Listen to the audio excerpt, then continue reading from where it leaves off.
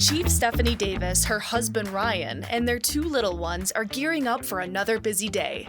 First up is deciding which home to buy now that they've narrowed it down to two contenders. Will a better understanding of how the mortgage payments work on each place put one over the top? Find out in this episode of Home Buying HQ.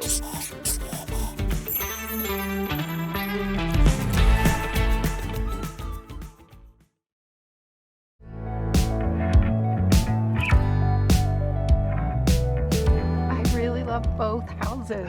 Hey you guys, great to see you again. Hi Janelle. So here we are, down to two really nice options.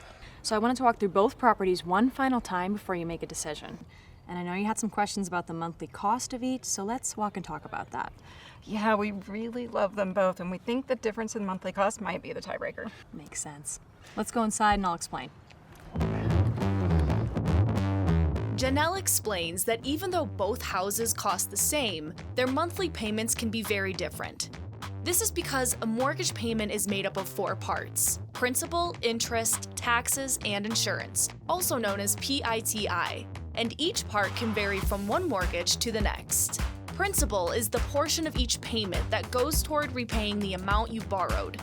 Whichever home they choose, the principal amount the Davises will be borrowing is the same at $330,000. Great, no surprises there. Steph and I are tracking on the principal, no problem. In fact, we've saved for a healthy down payment to make the principal a little smaller. Yeah, we've even saved a little extra to make whichever place we pick truly ours once we move in. And a proper grill. We can't forget the grill. Showing you got some money in the bank never hurts. I mean, even if you're not required to make a down payment, it's not hard to see why a lender would be more excited to work with someone who can show they have resources, right? Right. Now, let's find the perfect place for that grill and talk about the second component of a mortgage payment, interest. Janelle explains that interest is the cost of borrowing money from a lender. Several factors can impact the interest rate charged on a loan, such as market conditions, credit score, debt-to-income ratios, and even the type of loan.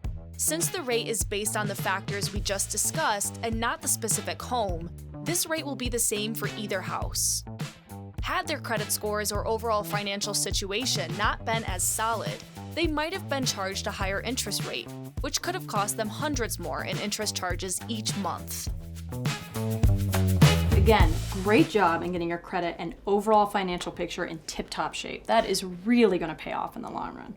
The personal financial manager on our installation was a huge help a while back. She helped us check our credit and put a game plan together to make it better.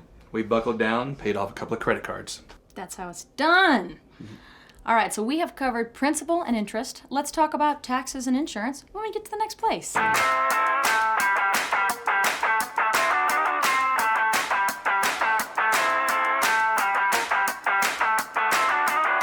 Okay, here's the Bel Air house. Lots of great perks with this place. It's in town with great schools and nice amenities inside a gated community. But it is smaller than the country house, and our neighbors would be a lot closer. But it's a great price for this area. And remember, this house has the community park and pool. That is the perfect segue to the next part of our discussion on components of a mortgage payment, taxes, because you gotta pay for all that stuff somehow. Property taxes are assessed by local governments on the value of the property. They depend on things like location, schools, tax rates, and infrastructure costs. There might even be local tax breaks available for military members. The Bel Air home has higher taxes due to its modern, expensive neighborhood at $500 per month compared to $300 for the country place. Okay, Janelle, I get it. It's a new neighborhood in a booming part of town. Ding, ding, ding. Exactly. But again, here you have access to nicer schools and a community park and pool in the summertime. So you have to weigh the costs versus the benefits. All right, we've talked about principal, interest, and taxes. So what's left? The last component of a mortgage payment is insurance. Mortgage insurance, which may be required on a loan, protects the lender if the borrower defaults. Homeowners insurance covers financial losses from damage and other causes. For the Davises, homeowners insurance on the country place would cost $100 per month, while the Bel Air cost would be $125. So slightly higher insurance costs for this place. Yep, and even though it's technically not part of the mortgage payment, the homeowners association fee will be $100 per month, so a little bit more expensive for this place.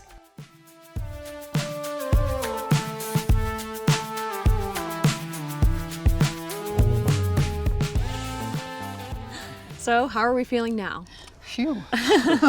Seriously though, we really appreciate you walking us through these mortgage concepts and explaining the numbers to us. It really is interesting how two homes that cost the same can have such different monthly payments. Ryan explains that because the Davises will borrow $330,000 at a 5.5% interest rate for whichever home they choose, their monthly principal plus interest will be $1,875. Next, taxes each month will be $300 for the country home and $500 for the Bel Air home.